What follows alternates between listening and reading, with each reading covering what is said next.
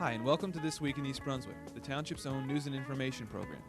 Today we celebrate Fire Prevention Week by visiting an open house at the Old Bridge Volunteer Fire Company's Civic Center Firehouse. We'll have an arts update from Dolly Vasta, including a look at Playhouse 22's most recent production, Man of La Mancha. Health Facts will feature information from Irma von Lew of Planned Parenthood. Fashion Focus with Mary Louise Cooper looks at judging the quality of a garment by its stitch and construction. Consumer advocate Adrian Eisner will discuss buying a home on Consumer Aware, and we'll end with our Township Council review. First, here's a look at next week on Channel 8. Monday morning at 10, Look Great, Feel Great features body sculpting exercises with Lenore Kulik. At 10:30, The Arts from Middlesex County's Cultural and Heritage Commission features the work of the New Jersey designer craftsman. Tuesday at 7 p.m., In Print features author interviews from the Beverly Hills Library System. At 7:30, a special two-part Let's Talk Health deals with in vitro fertilization, featuring representatives from the Robert Wood Johnson Medical School. At 8:30, council candidates' profiles will feature William Kirk and Jerome O'Connor. Wednesday at 3, it's stories from the East Brunswick librarians. At 7:30, For Art's Sake with Dolly Vasta has an interview with author, actor, director Paul Sorvino. Thursday evening at 8:30, candidates John Runyon and Jack Sinagra will be profiled, and Saturday, in addition to our regular Saturday repeat cablecast, profiles of candidates Genevieve Hickey and Joseph Hudak will be shown at 1:30 p.m. Now let's join Fire Commissioner John Kerwin at the Civic Center Firehouse. Fire Commissioner John Kerwin from East Brunswick Fire District Number 1, also an ex-chief, and today we're having an open house to celebrate Fire Prevention Week. Fire Prevention Week is sort of try to keep reminding people to use caution so that the fires would be not eliminated, but would be less frequent. And we're our own most worst enemies because of the fact that we're so forgetful, you might say. Today, what we're doing is we're displaying our equipment to give the public an idea of what kind of equipment we have, what it costs for it. We have fire prevention material inside. We have Sparky the dog who's here to entertain the children. We're showing movies. And we're going to have a repelling operation going on in the rear of the station in a few minutes. And that repelling course is, we just had 21 men complete the course, and it's to either save their own life or to save someone else's life. And they're going to give you a demonstration. The newest piece of equipment we have is a 110-foot ladder tower, which is a Pierce. And the second newest piece is this pond pumper, which is valued at somewhere in the neighborhood of about $200,000 if you went to replace it today. We paid $435,777 for the aerial tower, which was delivered this past April. And hopefully that'll take care of us for quite a while. Could you suggest some fire prevention tips for some of the people in East Brunswick? Well, we've been doing a stop, drop, and roll program for many of the children. We found that this is also handy for the adults to remember that if for some reason their clothes catch fire, don't run away. All it's going to do is spread the fire. We've also found that we've had a lot of grease fires past years to where people in the kitchen just threw water on it, which is something you don't do. It's just going to spread it. Put a pot, take a lid off of a pot, put it on that pot, and it'll go out. You can use ordinary table salt. You can use baking soda, not the powder, just the soda. That'll also put out a grease fire. Smoking in bed, we don't seem to have that too much anymore, but it's still an old standby. It does happen. Not so much in bed, but so much as in the living rooms where people go to bed at night.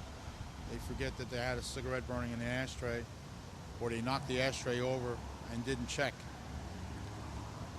Okay, where could people get more information about fire prevention? Fire prevention, they can get information either by going to fire prevention days like this, which I might add is not only do we have it in East Brunswick, but also East Brunswick Independent District 2 has one, And just about any fire company that you go to would be more than willing to either do a fire prevention demonstration or give you some material. You can write to the Fire Prevention Bureau of the Old Bridge Fire Company, 5 Pine Street, and we'll try to answer any questions that you may have. I might add one more thing, that the fire prevention program, since we intensified it and started it 5 years ago, we have found that it has really improved on fire prevention. I can be happy to say that our program has gotten us to the point where we are now 2 years. If we can go to November 16th, it'll be 2 years since we had a structure fire of any magnitude. All of ours have been what we call minor incidences. So we're pretty proud of it.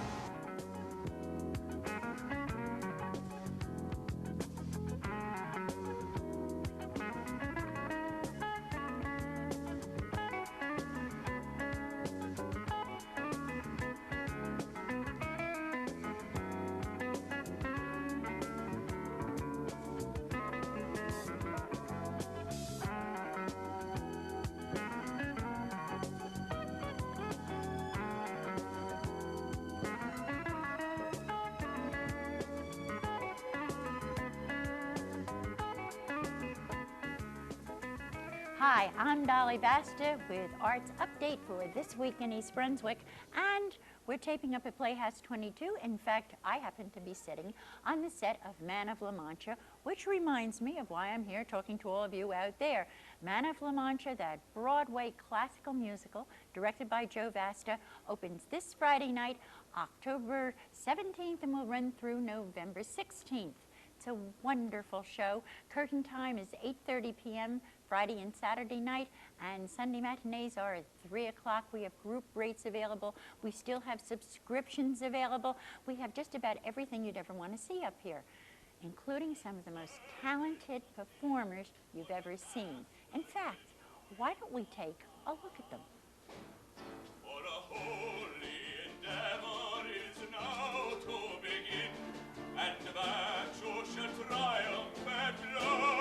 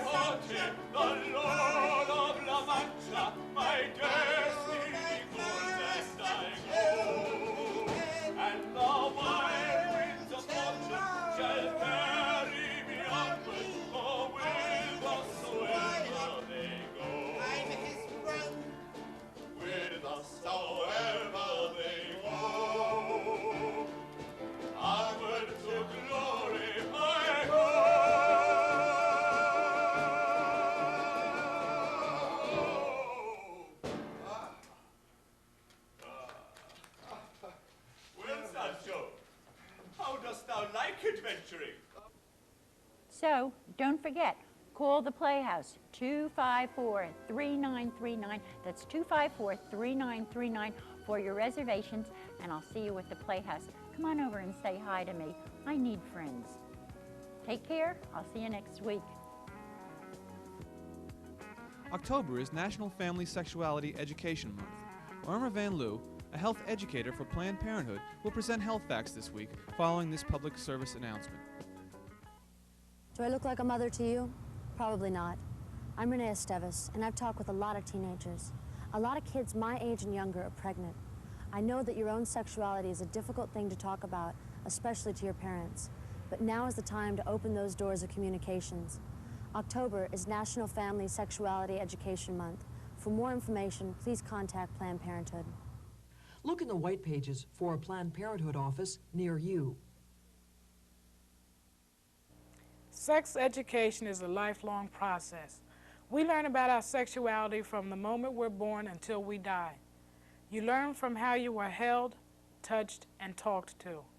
We live in very challenging times. We are constantly bombarded by advertisements that use sex to sell everything from jeans to automobiles. On the other hand, there are oppressive attitudes coming to us from some parts of society.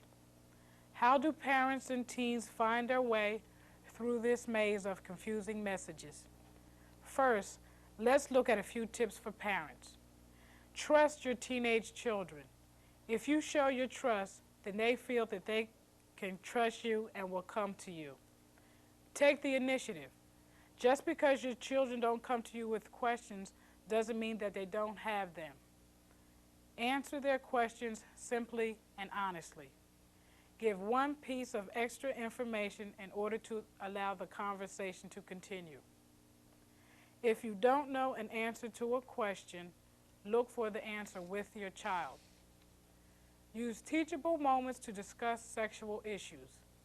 These might include current issues, television shows, popular music, advertisements, or family and peer events.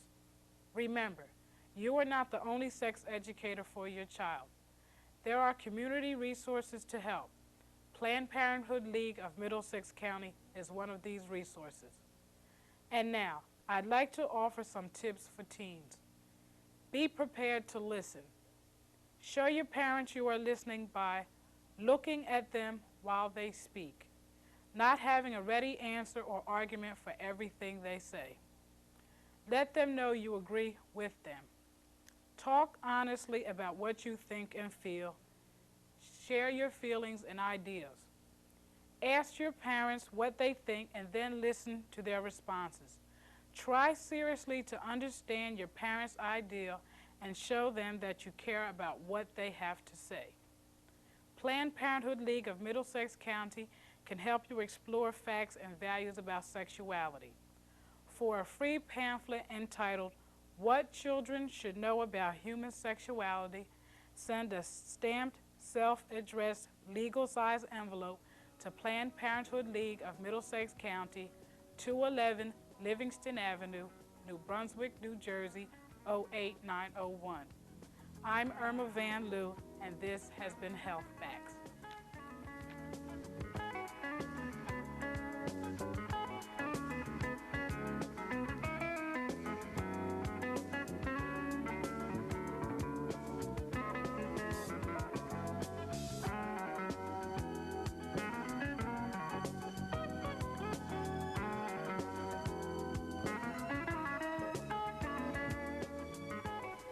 Hi, I'm Mary Louise Cooper. I'm a custom clothing designer, and I'm here to welcome you to Fashion Focus. How many times have you been in the store and seen two very similar dresses, one costing $100 and the other costing $300? Initially, they seem very similar except for their face fabric. But what is the real difference, you may ask? The difference, most probably, is the garment and seam finishes that are utilized. Most of these will greatly affect the garment's life and your investment. On hand today, I've made up some samples of various types of seam finishes. I've utilized silk crepe de chine, which is ideal for blouses and dresses, and the other being wool flannel, this being ideal for suits and coats. We'll talk more about fabrics and their various disadvantages and advantages at a later time. Now here we have, in example number 1, we have a dart sewn with seam binding. Whenever a slightly loose woven fabric is sewn, seam binding should always be inserted, as an area such as darts needs to have great strength. A small amount of stress can be put on the dart to see if this method has been used. Chances are, if it has been, then other aspects of construction of that garment have been done with longevity and professionalism in mind. This will greatly add to the life of the garment and will eliminate repairs somewhere along the line. Here we have an example number 2, the French felt seam. As can be seen, this is the neatest type of seam. It is used extensively in better lingerie and in better evening wear. It becomes important if there is a design element that is transparent, such as an organza sleeve or collar where a neat seam is a requirement. It is very strong and will never ravel. In the garment industry, this seam costs more to make and therefore its usage is limited. This is a regular seam sewn and then edge stitched. This is the best application for heavier fabrics. It stops raveling that is usually prevalent in woolens. Often in the industry, a seam finish called a marrow seam is utilized. Its application is very quick. It kills two birds with one stone, these being to sew the seam and clean finish the edge. Unfortunately, with a marrow seam, no seam allowance is left if the garment is needed to be let out after all of your holiday festivities. This ultimately will limit the life and use of your garment. Its correct application is in casual sportswear, but because of its speedy application, it has found its way into better women's apparel where better seam finishes could and should be utilized. Here we have a regular seam sewn, turned under, and then edge stitched. This is the best application for most lightweight fabrics. It is very neat from the inside and allows the seam to be let out if necessary. Here we have a hand-sewn hem. This has obvious merits. It looks beautiful and expensive, unlike machine-done hems. Oftentimes, a machine hem tends to buckle after cleaning. Also, it has surprising strength. This is increasingly difficult to find in stores. Here we have a hand-sewn bias trim. When the bias is hand-sewn, the edge will have a roll to it as opposed to being hard pressed down, which is not nearly as attractive. Oftentimes, the stitch in the ditch method is employed, and this will flatten the trim. Unfortunately, this method is most frequently used as it is much less time-consuming than doing it by hand. Also, cutting on the bias has many advantages. Primarily, it can be shaped unlike fabric, which is cut on straight grain. The cowl of the neckline will roll very gracefully and has no bumps or ridges. The roll of a collar or cuff will always be enhanced by the use of bias. Here we have stitching for accurate gathering. Here is a gathered portion sewn into a flat portion, as would be seen in a waistband and skirt or a sleeve edge and its binding. As you can see, I have left in the row of stitching which falls 1/8 of an inch beyond the seam line. This row of stitching is very important in coming out with uniform gathers and not pleats or tucks. After this row of stitching is taken out, it is obvious how well the job has been done. Here now you will see one in a pair of underarm pads. This is one of the most important aspects of a garment's life and its appearance. As you probably have found out, many fabrics will leave discernible marks forever in the underarm area. This will totally ruin its appearance. These are very rarely supplied in the garment industry, and it is left to the consumer to supply their own. We've just gone over many types of garment finishes which you should be aware of when you're out shopping in the marketplace. Can those seams be let out, and will that dart hold up under pressure? These are all very important to your garment's longevity. I hope you've enjoyed this practical and informative chapter of Fashion Focus. Until next time, I'm Mary Louise Cooper saying goodbye. Hello, and welcome to Consumer Aware. I'm Adrienne Eisner, Director of the East Brunswick Consumer Affairs Office. Are you in the market for buying a home? Today we're going to be talking about some of the basics. If you are looking for a house, you can use a real estate broker to help you find one. Brokers have lists of houses that are available for sale, and they will show them to you. If you decide to use a broker, make sure the broker belongs to a multiple listing service, which lists all houses in the area that member brokers have for sale. The broker earns a commission, a percentage of the purchase price, whenever he or she finds a buyer for a house. The broker gets the commission from the seller when the closing is over. The closing is the time when the title of the house changes from the seller to you. Once you have found a house, you will sign a contract of sale. If you have a broker, you will probably sign a standard contract at the broker's office. At a minimum, the contract will say where the house is, who the buyer is, who the seller is, and how much it costs. It should also state the amount of deposit that you have made and a time for the closing. Once you sign the contract, a copy of it must be given to you immediately. You have the right to have a lawyer of your own choosing review the contract within 3 business days after you sign it. If the lawyer thinks that there is something wrong with the contract, he or she can cancel it for you. Whether or not you see a lawyer, there are some clauses which you should make sure are in your contract. First of all, a mortgage contingency clause. This gives you a certain amount of time to get a mortgage. If you cannot get one, you can cancel the contract. There should also be a termite inspection clause. You will have someone inspect the house for termites, and you can cancel the contract if there is termite damage that the seller refuses to repair. You should also include a home inspection clause. You will have someone inspect the house to see if it is in good structural condition, and you can cancel if there is damage that the seller will not repair. To get a mortgage, you should call banks, savings and loan associations, and mortgage companies and ask about their rates. There are different types of mortgages. Some mortgages provide for a fixed rate of interest over a fixed number of years. Others provide for an adjustable rate, which means that the interest can rise or fall as the economy changes. There are also private and government-insured mortgages. If you have a private mortgage, the bank assumes the entire risk of loss in case you fail to pay. These mortgages are known as conventional mortgages and are available only to persons who have a sufficient income and are making a down payment on the house. The interest rate on conventional mortgages is generally a bit higher than the interest rate on government-insured mortgages. Government-insured mortgages are those in which a government agency guarantees that if the person buying the home fails to pay, the government will cover any losses that would be suffered by the bank. The purpose of government guarantees is to make it safe for banks to lend money to lower-income persons who might not otherwise qualify for conventional mortgages.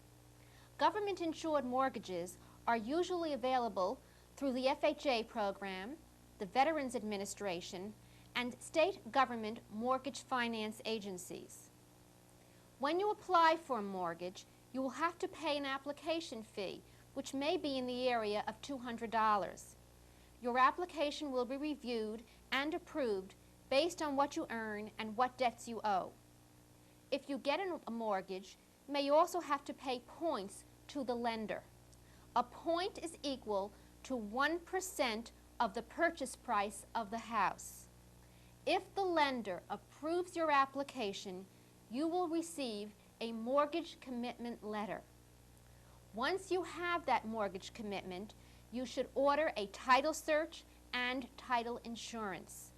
A title search will make sure that the seller owns the property and will also check to see whether there are any judgments against the seller creating liens on the property, and also whether there are any easements on the property, a right that someone else has to use it. Make sure that you get that title insurance. This protects you against a problem with the title after you buy the house.